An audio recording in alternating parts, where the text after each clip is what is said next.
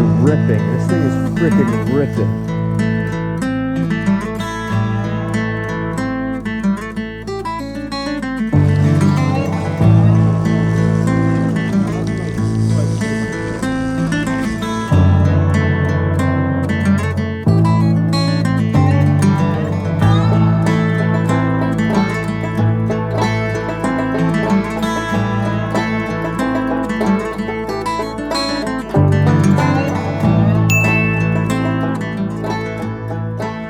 Back, guys, to another video. As you can see, it is pretty dark out. It's currently 5 o'clock. We made it to Pulaski, New York. We drove around 5 hours from northern Boston, and we took the long drive up here to upstate New York trying to find some steelhead, and hopefully we can get on them. But we're gonna be here for around 3 days. Today is the first morning. Hopefully we can figure them out today and figure them out the rest of the trip. So hopefully you guys see some nice fish, but praying to get a nice steelhead. We're gonna get on the water here in like 10 minutes or so. I'll explain what we're doing once we get out there, and yeah, hopefully you guys enjoy. So please give it a like and subscribe, but see you guys out in the water.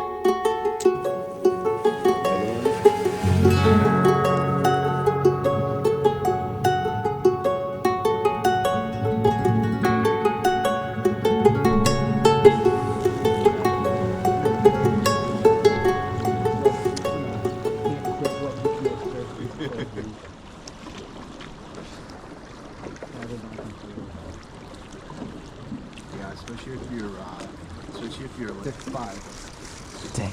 Yeah. There's one guy. All right, so I'm gonna be talking about how we fished these different holes and runs. Pretty much, we're dissecting these runs by casting a little bit upstream or directly in front of us, and you're really trying to focus on that bubble line of the current seam, whether there's a rock in the water or some hanging over tree. You really want to look for differences in the water. These fish will hang out around those seams. Yeah, what we're doing, we're casting, and you want to basically keep your line off the water. I think that's an important part, because once your line's on the water, that current takes your line and it just totally rips your bead through the current very fast, and it's just not at a natural pace for those trout to eat them. So it's really important. I think that's the main reason behind these super tall rods, is to mend your line, keep that line off the water. With very little slack, it'll be easier for hook sets too. It's just quicker and more efficient.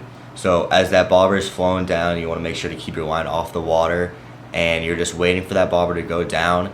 But dissecting these holes is really important. You want to watch your bobber. If your bobber is tilted away from you, that means you're dragging bottom.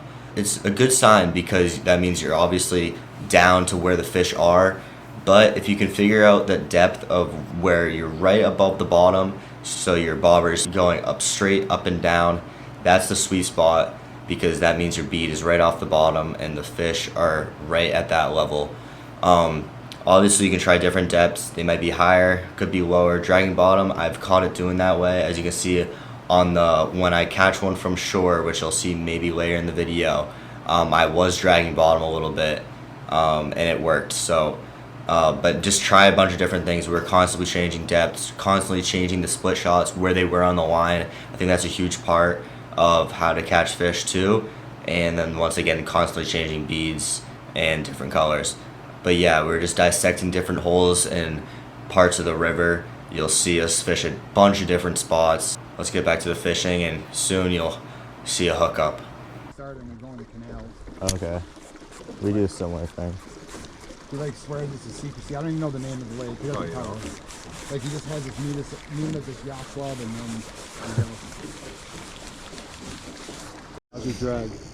It's loose. If you want to tighten it a little bit, you can. Okay. You know how to fight a fish. Okay, you video on? Yep. We're hooked. That was right where I got the last bite too. Just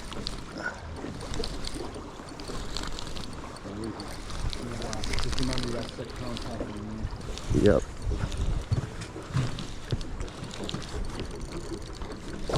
It's not huge, but no. it's a steelhead. Oh, is it a branch?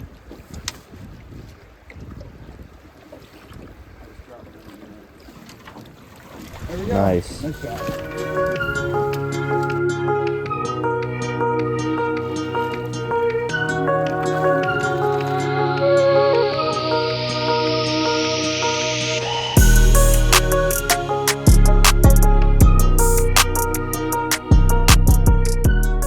Another technique besides drifting the beads was back trolling.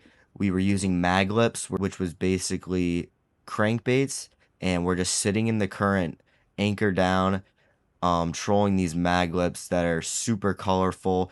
They make a lot of vibration in the water, and it causes a super aggressive reaction strike from these steelhead.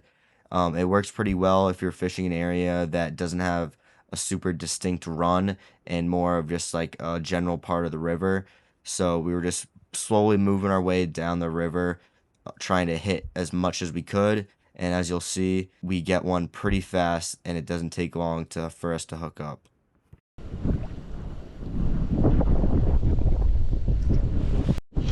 Reel up the other one. Nice. Go, go, go, go. Reel, reel, reel. Oh, it's a nice fish, Dad. Oh, yeah. Nice. Go easy, go easy. Yeah.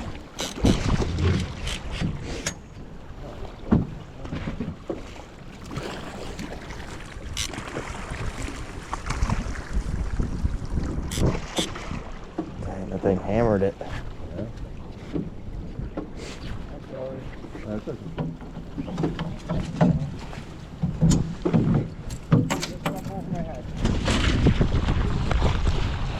Nice. Still not the big one we're looking for.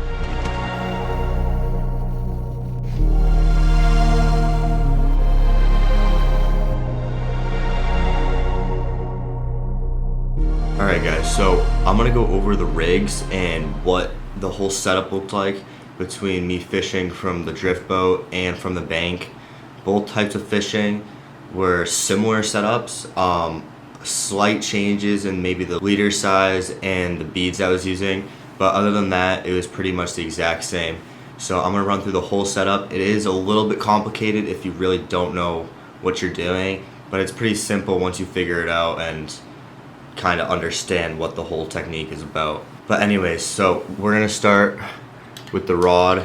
We were using 9-foot rods, medium, I think it was just medium whites, and then we had 3K size reels. That was when we were fishing off the drip boats. From the bank, I was running my 4K Stradic, but I think I had 15-pound braid on my 4K Stradic. We were running 15-pound mono, I'm pretty sure, from the drift boat. And from that main line, I ran 10-pound Seeger fluorocarbon. I had probably maybe 6 feet of that, and on there is my slip bobber, which I'll show you guys in a second. This bobber, you have a bobber stop, and that bobber stop can move up and down your line. So if you're fishing deeper water, you can move that up so the bobber stops at a higher point on your line, and that bead will get farther down in the water column. And off the drift boats, we're using a fixed bobber, so that stays in one spot, but you can move that up and down your line, which we were constantly doing, trying to figure out where these fish were and changing the depths because these holes were different and the runs were different depths, so we were constantly changing, trying not to drag bottom, but trying to get that bead just off the bottom. And from that bobber, we had a few split shots just right underneath the bobber, and then from there it's probably 4 feet of that 10-pound fluoro, and then to swivel. This just above the swivel, we have that swivel, we have a swivel, and then just above that we have a few split shots that run up the line. That'll bring the line down through the water column, trying to bring that bead to where the fish are. And then past that swivel, we have 6-pound fluorocarbon leader. Typically, people run from anywhere from 4 to 10 pounds, I think. 10's kind of heavy, but 4 to 8 pound fluorocarbon per liter. These fish are super smart. They see a ton of lines, tons of people on the bank doing the same exact thing. So the lighter you go, the better chance you have getting a bite. But as you can see in the video, I do end up losing a giant because the current is just so strong, and with 6 pound leader you can only put so much pressure on the fish. So it's important you know how to fight a fish, but also if you want to go up in leader, you can have a better chance at landing those bigger fish. And from that swivel, we probably have 2.5 feet or so of this 6 pound fluorocarbon. It's about forearm length. And down to that, we have these Gamakatsu size 6. You can see these things are pretty small. You don't want anything big. Once again, fish are super smart, and you want to have those smaller hooks just because they are trout. It'll be way better for the fish and way better for hookup ratios. Whether you're running sacks or beads, it is different. Sacks, you hook directly onto the hook, which I'll show you here, and beads you actually run around 3 finger widths above your hook. And I don't know the exact reasoning behind that, but the fish do eat the bead, and on that hook set it'll get them right in the corner of the mouth, something like that. But 2 to 3 finger widths above the hook if you're running beads. But the types of beads we were using, we were running a variety of different colored and sized beads. You know, these fish, they see tons of different beads, so it's like you want to constantly be changing, seeing what they want for that day. I think on the drift boat, light orange was working really well.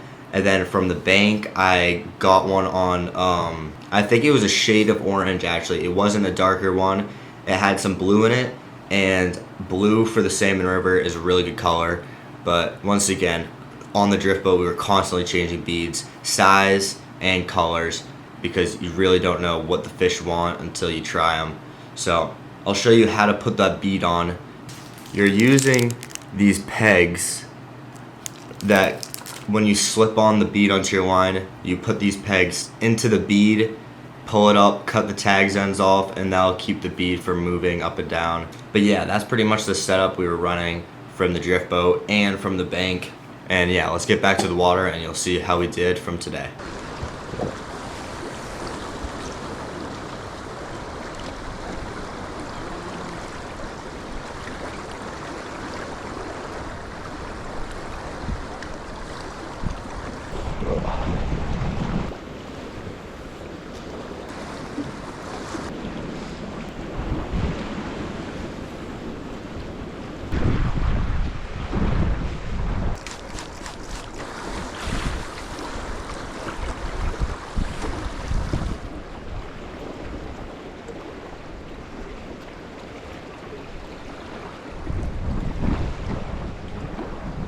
Thing is ripping. This thing is freaking ripping.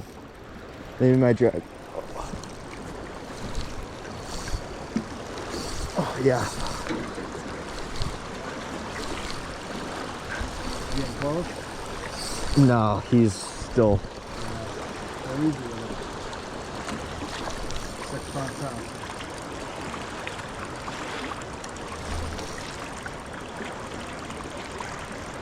Oh god, this thing feels so heavy. It looked really nice when I watched it jump out of the water, I'll tell you that. Yeah.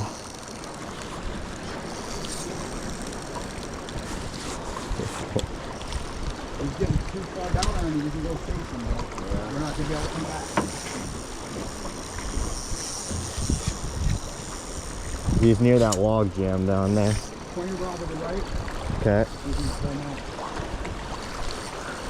He's not in it, is he? No.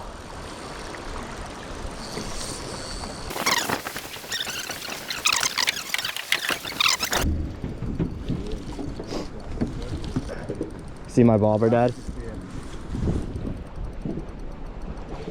Keep him away from that tree. Yep. He's a good one. Trying my best. I can see him. The current doesn't help. current doesn't help. Yeah, the current sucks. We came down this far. If I gotta go farther, I'll go farther.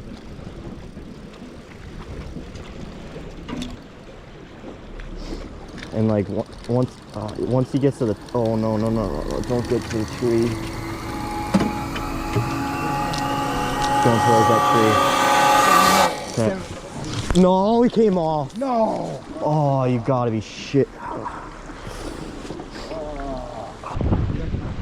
He's in the can water? I hit it twice. Really? First time I was like,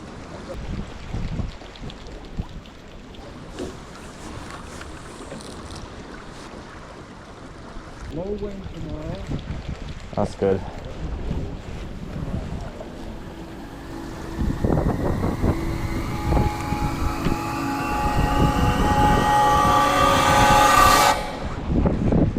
Nice.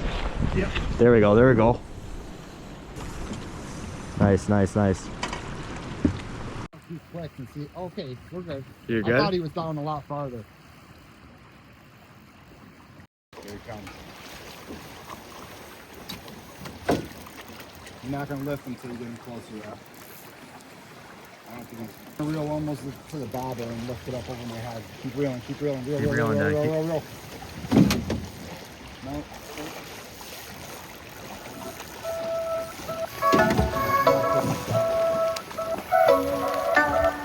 Keep the rod down.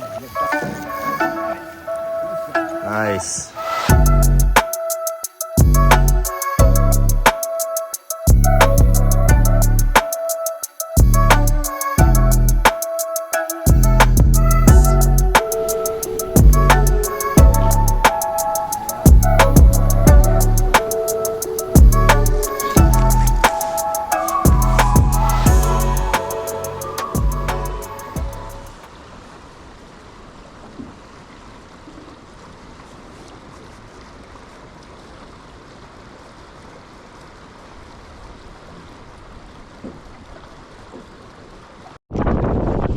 I saw that thing go down.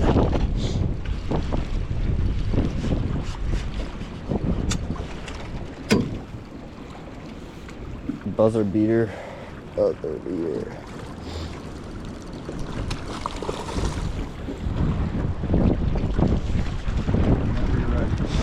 Yep.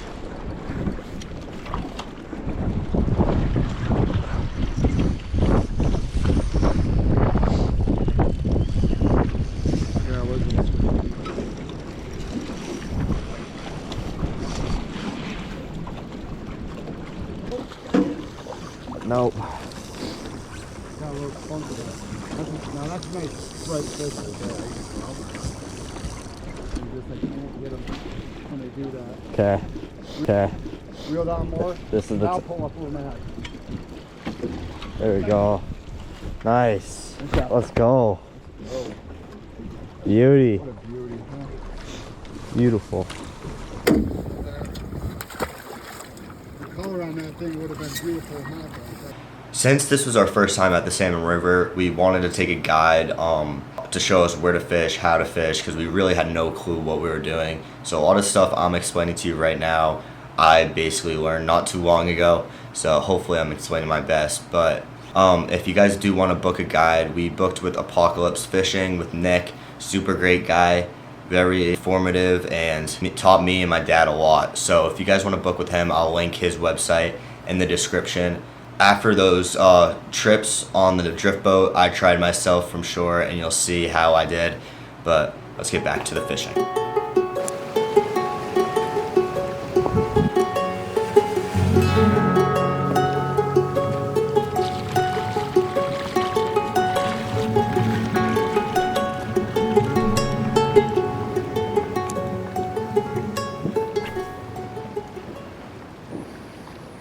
In this next clip, you can see that I'm around knee deep in the water. I'm standing at this bend of the river. This current wraps around me, and I'm casting upstream right on the edge of the current, letting my bead drift right along that bubble line. And as you can see, it produces.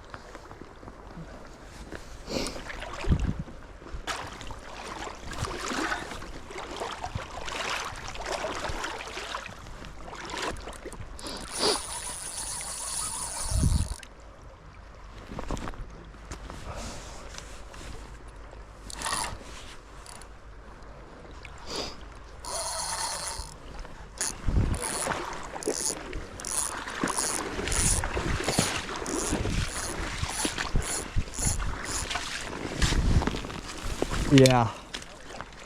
I'm good. Thank you, though.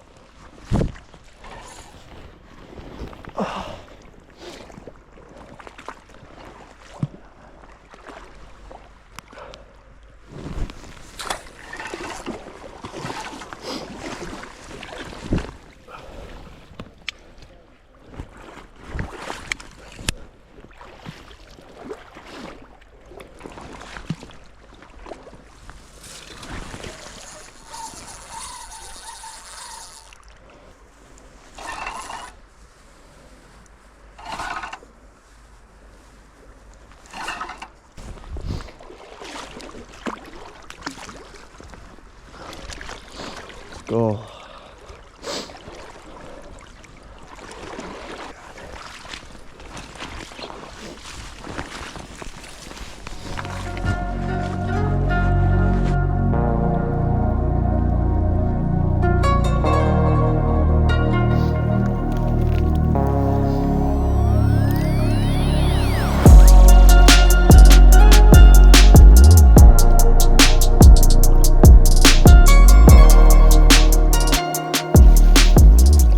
Alright guys, well that will do it for our salmon run trip.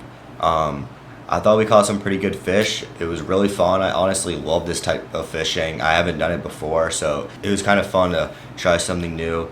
And yeah, those fish were just so fun. They fight so hard. Super pretty colors on those fish, but we'll definitely be back for another trip trying to get that 30-incher because that thing would be insane. But hopefully you guys enjoyed the video. If you guys did, please give it a like and subscribe. I'll see you guys in the next adventure. Peace.